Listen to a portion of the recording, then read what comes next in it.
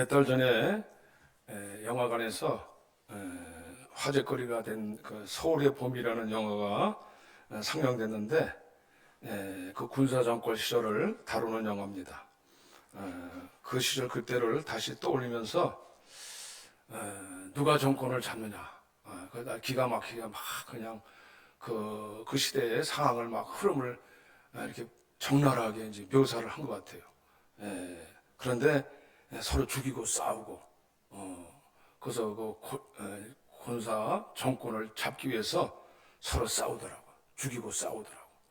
뭐 여러분들 다 아시는 내용이지만은, 아시는 분들은 아시지만은, 그 이제 설정 내용이 이렇게 막 그 상황이 정말 압도감 있게 이렇게 막 긴장감 있게 흘러가는 것을 볼 수가 있었어요. 그래서 결국은 이제 알잖아요.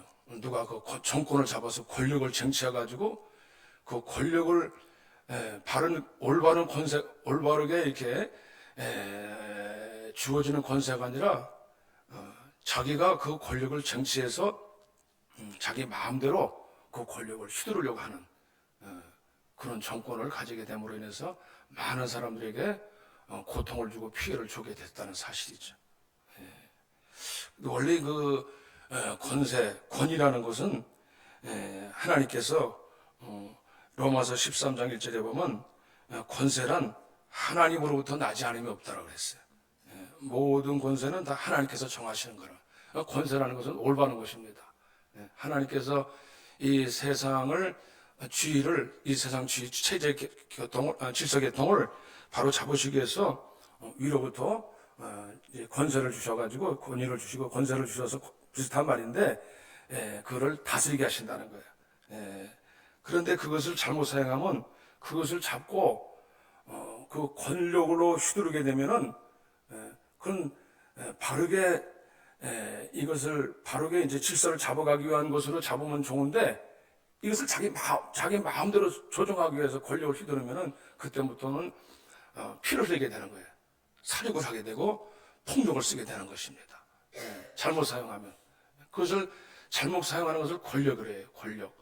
그러나 권세는 주어지는 것입니다. 그러니까 일상생활에서도 보면은 도로에서도 보면은 도로법이 있잖아요. 교통순경이 그래도 이제 이렇게 차를 세우면 안 세우면 그거 안 된다고. 세우라면 세워야 되고 심지어 이렇게 이제 신호등 하나 있으면 이게 이렇게 가서 서시오, 가시오. 그것도 이제 권위가 있는 거예요. 그 하나만씩 가지고도 세울 수 있고 세울 수 있고 지나갈 수 있게 하고. 또 일상생활에서도 직장에서도 보면은 다 그 질서가 있어요. 권위가 있습니다. 가정에도 있습니다. 가정에도 부모를 공경하라고 했잖아요. 질서가 없으면 무너지는 거잖아. 그래서 이것을 우리가 이것을 잘못 사용하면은 이것을 남용하게 되면은 나중에는 문제가 된다라는 거예요. 그런데 오늘 여기 보면은 이 예수님께서 이제 예루살렘에 들어가실 때에 참으로 초라한 모습으로 들어가셨어요.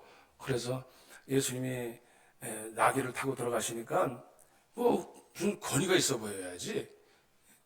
예수님 무슨 권위란 모습이 별로 안 보이잖아요.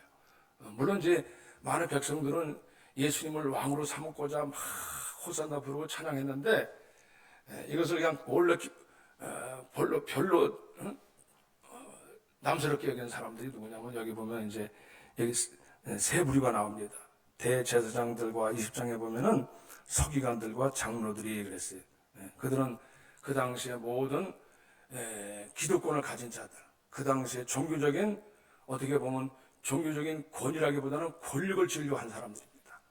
자기들이 그것을 가지고 마음대로 그것을 남용해서 자기들의 이득을 취하려는 사람들이었어요. 하나님을 바르게 길을 인도하시는 게 아니라 종교 지도자들이었지만은 자기들의 이득권만을 취하려는 잘못된 그것을 이용하는 사람들이었습니다. 예수님은 그것을 아시고 성전에 들어가셔가지고 그 잘못된 그 매매 행위, 장사하는 것, 그것은 장사를 하면 안 되게 돼 있거든요. 아니 장사를 하더라도 그걸 잘못 이득을 폭리를 취해가지고 그것을 이제 그 제사장들이나 서기관들이 그것을 폭리를 취하는 거예요. 멀리서 온 사람들 짐승을 가지고 양이나 소를 가지고 힘드니까 거기서 매매해가지고 비싼 값으로 받아가지고 그들이 폭리를 취하는 거예요. 성전세를 받고 그래가지고 그냥 이 성전이 아니에요. 그냥 막 소나 양들이 그냥 울음소리가 가득 차고 요한복음에 보면 자세히 나와 있더라. 그냥 똥을 싸고 그러니까 막 지저분하게 짝이 없어요. 하나님의 성전이 신성하게 되는데 더러워졌어요. 이게 더럽혀진 거예요. 예수님이 그것을 보시고 참을 수가 없어요. 분이 나셔가지고 들어가셔서 그냥 상을 다 그냥 장사하는 사람들 다 내쫓아버렸어요. 내 집을 기도하는 집이다. 장사하는 집을 만들지 마라. 막 상을 다 뒤집어 부시고 막 채찍을 휘두르 다 내쫓아버렸어요. 아니 그러니까 아무도 그걸 대항을 못하는 거예요. 너희가 이 하나님의 집을 강도의 소굴을 만들어도다. 그것을 보면서 그리고 또 그 날마다 이제는 이제 성전에서 또 많은 백성들에게 가르치기 시작하시는 것입니다. 그러니까 이 제사장들 서기관들이 자기들 기득권을 빼앗아 버리는 거 아니에요. 아니 저자가 누구길래 감히 어떻게 저런 일을 하느냐 하면서 어떻게 하면 죽이려고 하는데 죽일 방도를 찾지 못해. 왜냐? 백성들이 그 예수님의 권위 앞에 다 순종하려 나가는 거 아니겠어요? 지들만 마음을 안 바꾸는.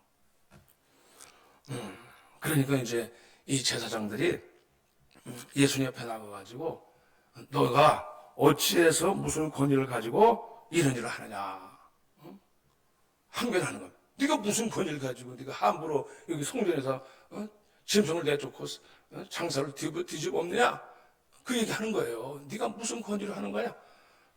네 권위가 어디서 왔느냐?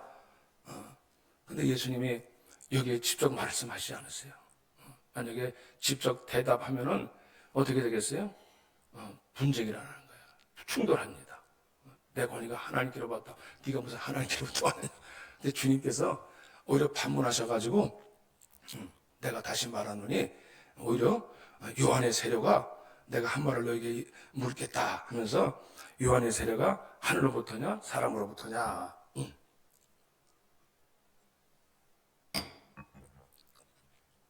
요한의 세례가 어디로부터 왔느냐. 그러니까 그들이 대답을 못해요. 왜냐? 하늘로부터라 그러면은 어찌하여 믿지 아니하느냐. 요한은 선지자로 알고 있잖아요. 많은 사람은 선지자로 알고 있더니 근데 왜 너희들은 믿지 않고 있어? 그들은 요한의 세례가 하늘로부터 온 거 알아요. 근데 그들은 안 믿어. 또 그리고 인정 안 하면은 선지자로 인정 안 하면 또 사람들이 돌을 친단 말이에요. 백성들이 세례 요한을 선지자로 인정하고 있거든요. 그러니까 예수님께 지혜롭게 그 대답을 피해 가시면서 나는 결국 무슨 얘기입니까? 나는 내 권위는 어디서부터 왔다는 얘기예요. 결국 하늘로부터 왔다는 얘기예요. 너희가 만든 그 어떤 권력, 인본주의적인 그 권력을 만든 것이 아니라 나는 하늘 위로부터 나는 위로부터 난 자. 너희는 땅으로부터 너희가 권위를 삼고 권력을 삼았지만은 나는 위로부터 온 자야. 이 말씀하시는 거예요. 주님께서 오늘 이 땅에서는 많은 사람들이 권위를 갖고자 우리는 여러 가지로 이제 학력을 가지고 또 능력을 가지고 재물을 가지고 권력을 삼고 권위를 삼고자 합니다. 그런데 사람들은 그것을 통해서 하나님의 권위를 인정하지 않으려고 해요. 세상의 어떤 그 권세, 세상의 권위만을 존중하려고 해요. 그런데 하나님으로부터 오는 권위를 무시해버립니다. 이 땅의 세력은요, 하나님으로부터 온 것을 권위를 인정 안 하려고 해요. 주님께로부터 오신 그 권위를 우리 신앙생활이 가장 중요한 게 뭡니까? 주님으로부터 온 권위를 인정하는 거예요. 주님의 권세를 인정하는 것입니다. 그것이 신앙생활입니다. 그것부터 출발이 안 되면 우리는 주님을 무시하게 됩니다. 꼭 제사장들과 서기관들만이 아니야.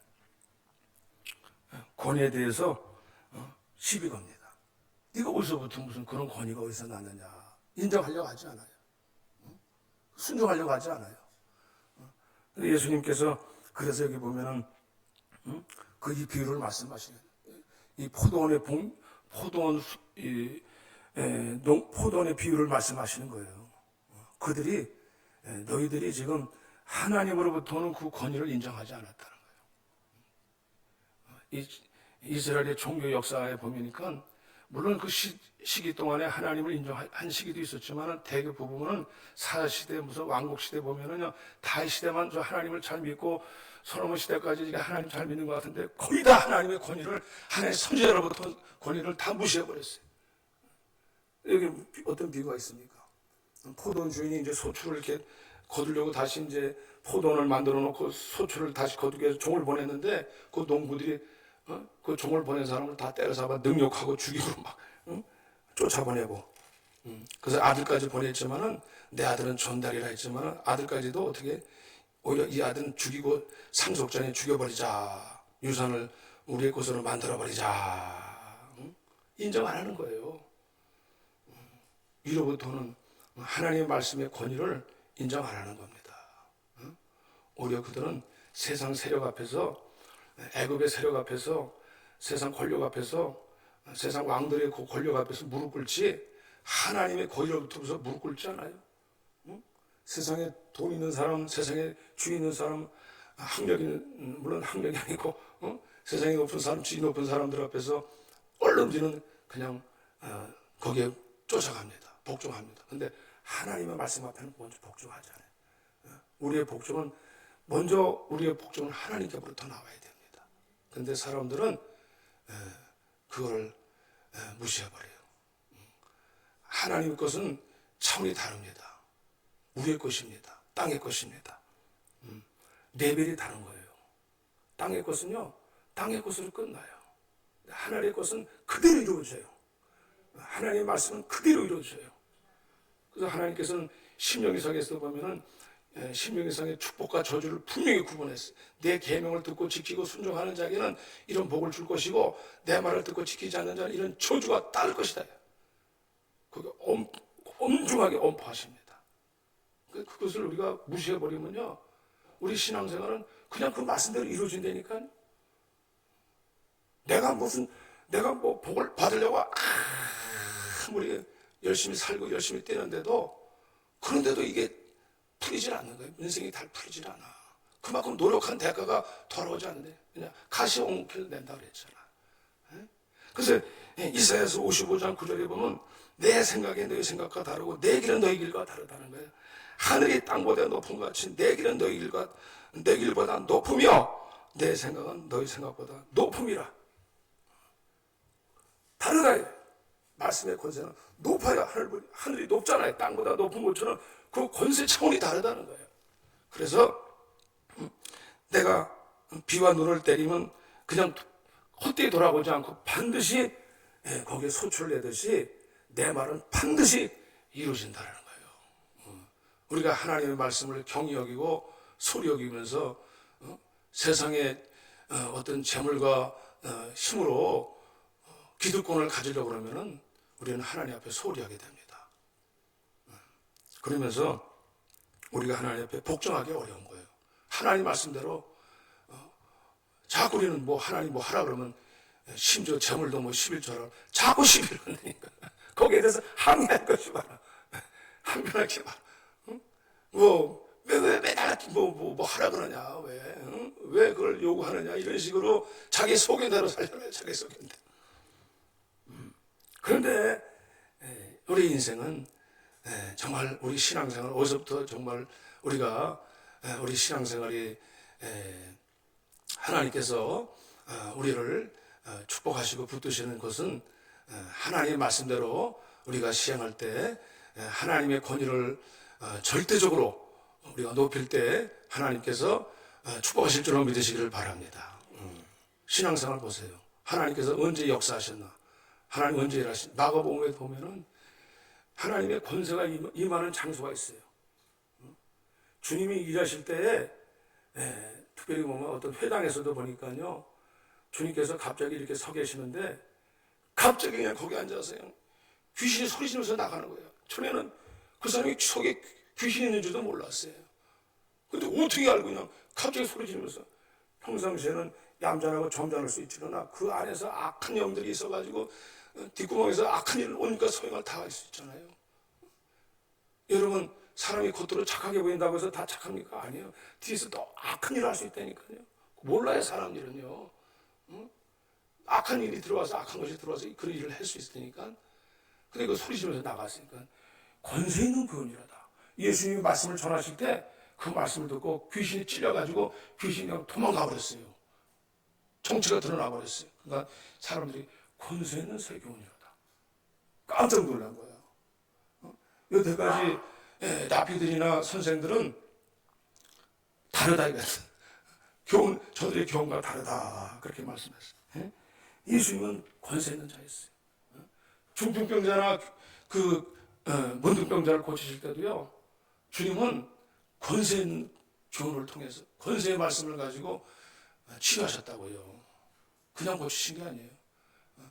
그냥 뭐 병을 고치기 전에 이 죄 문제를 다루셨어요. 죄. 이 죄가 내 안에 있는 불순적 악함이 하나님의 오늘 질병을 가져오게 한 거예요. 이 죄사함을 받았느니라. 이 죄사함, 자꾸 정죄의식을 통해서 이 죄사함을 받았느니라 했더니 어떻게 했어요? 그 다음에 내 자리를 들고 일어서라. 주님은 이 죄, 어떻게 저자가 죄사함의 권세, 저 신성모독이다, 신성모독이다. 그 당시에 제사장이나 서기관들은 그걸 인정 안 하려고 그래요. 예수님의 권세를 인정 안 하려고 했더니까, 너희가 무슨 생각하는지 내가 안다.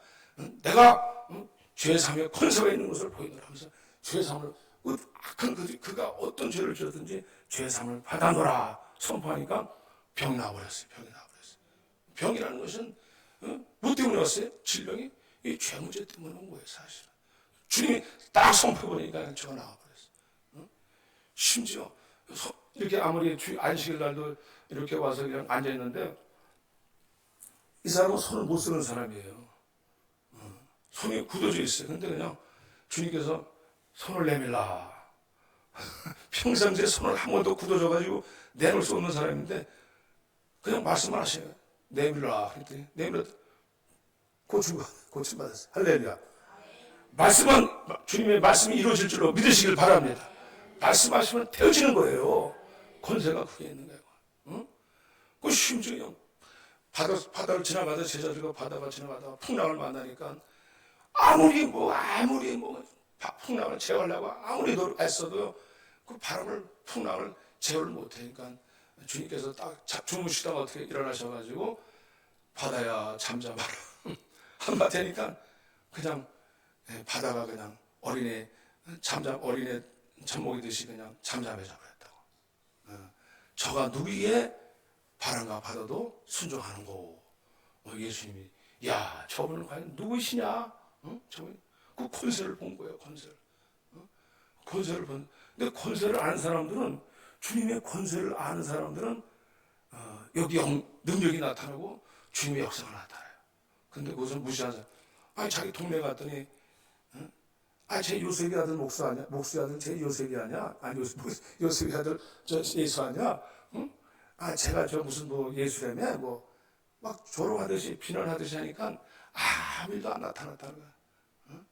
그 동네 가서는 아무 일도 할 수가 없었다는 거예요. 응? 무시하니까 요즘도 우리가 마찬가지. 이 제사장들과 이들은요 무시해버려요. 응? 이 포도밭 주인의 그 농부들처럼 거부하고 거절하고 심지어 죽여버려. 거부하는 거예요. 오늘날 대항하는 거예요. 그런 사람들에게 아무 일도 하실 수가 없는 거예요. 무시하는 것까지도 무슨 주님은 정말 그분이 어떤 분인가를 우리가 알아야 되는데 그분을 무시하고 있다니까요. 위로부터 나신 거예요. 처음부터 계신 자예요. 우리가 직접 눈으로 목격된 자라. 근데 그분이 어떤 분인가를 모른다면 우리는 그분을 무시하게 되는 거예요. 그래서 이 땅에 주님은 어떤 세상의 권력보다도 그분은 그 위에 계신 분인 줄 아시기를 바랍니다. 그래서 주님께서는 너희가 이 강도의 수교를 만들어도다. 강도는 나보다 먼저 온 자라는 거야. 먼저 와서 이들은 그 생명을 빼앗고 도둑질하는 자라는 거야. 도둑질. 강도는 뭡니까? 강도하는 짓은 주인의 허락 없이 오는 사람입니다. 허락 없이 오는 사람이. 내가 무슨 생명을 얻게 하냐면 함이지만은 강도가 내가 나보다 먼저 온 자는 강도요 도둑이니라. 이들은 누굴 가리킨? 그 당시에 어떻게 보면 종교 지도자들, 잘못된 종교, 거짓 선지자들, 거짓된 자들을 가리키고 있어요. 그래서 그들은 이제 이 권세라는 것을 표방해서 이것을 비슷하게 꾸미는 거예요. 사단은요 거짓 권세를 가지고서는 이 세상을 군림하고 있는 거예요. 거짓이란 권력을 가지고 세상을 군림하면서 이 세상 정서와 권세와 어둠의 주관자라는 거예요. 에베소 6장에 보면은 이것을 가지고 세상을 다스리려고 그래요. 너는 이것을 가지고 우리 마음을 장악하면서 우리 마음속에 허락 없이 들어와서 이것을 꽉 붙잡고 사는 거예요. 주님의 권세를 부인하는 거예요. 거스리는 거예요. 주님의 권세가 오셔야 돼. 근데 이것을 부인해버려. 안 받아들여. 세상의 재물과 세물의 축복과 세상의 어떤 지위, 세상의 재물, 이걸 지고 있어야지만이 내가 힘있게 사는 것 같아요. 아니에요. 절대로 아닙니다. 주님의 권세가 따라야 됩니다. 주님이 우리를, 저와 여러분들을 세워주시기를 바랍니다. 근데 우리가 스스로 세우려지라. 스스로 세우려. 주님께서 예수 그리스도에 우리가 하나님 앞에 순종하였더니 그리스도를 가장 높은 이름을 에베소 2장에 말씀하셨어요. 가장 높은 이름을 주사 모든 만물을 그 이름 앞에 무릎 꿇게 하셨다는 거예요. 그래서 주님의 이름에는 모든 만물이 무릎 꿇게 돼 있어요. 능력이 돼 있어요. 그래서 우리가 주 예수 그리스도의 이름으로 기도하게 되는 줄로 믿으시기를 바랍니다. 예수 그리스도로 우리는 예수를 믿게 될 때 이 거짓 권세를 우리가 깨뜨리시기를 바랍니다. 깨뜨리셔야 돼요. 그래서 주님이 오신 것은 여기 보면은 주님께서 오신 것은 바로 이 거짓 권세들을 깨뜨리시고 거짓 것들을 버리시고 참 반석이 되신 것입니다.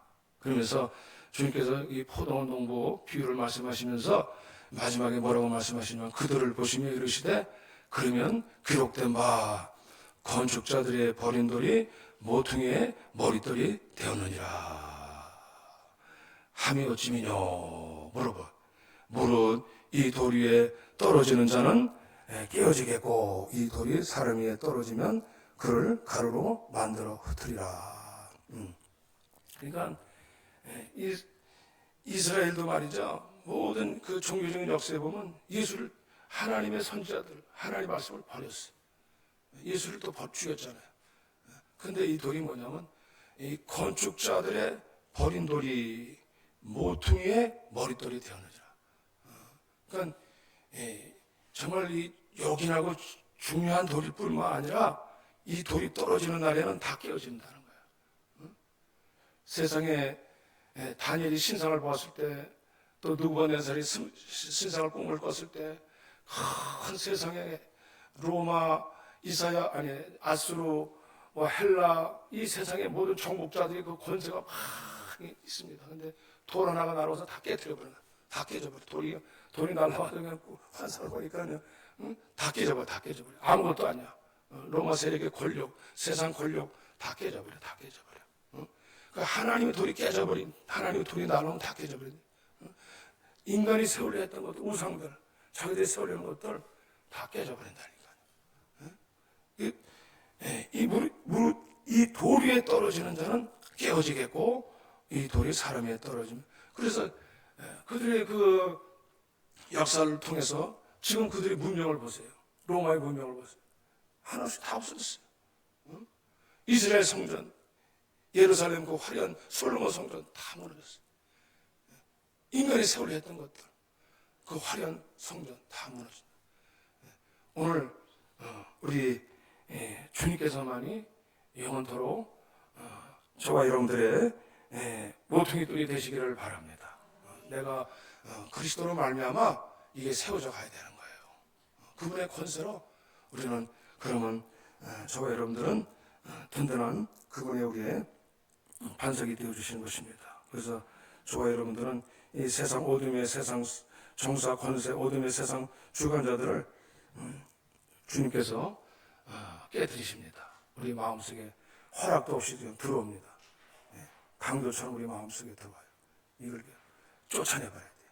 우리 안에 쫓아내야 돼요. 쫓아나와서 말씀 앞에서 우리가 말씀보다도 세상의 그 세상의 권력들로 우리 마음을 이렇게 뭉치게 하려는 것들을 깨뜨려버려야 돼요. 이걸 쫓아내야 돼요. 그래서 저와 여러분들이 그리스도의 말씀 앞에 굳건하게 서는 믿음에 서는 굳건하게 서는 성도들이 되시기를 바랍니다. 기도하시겠어요.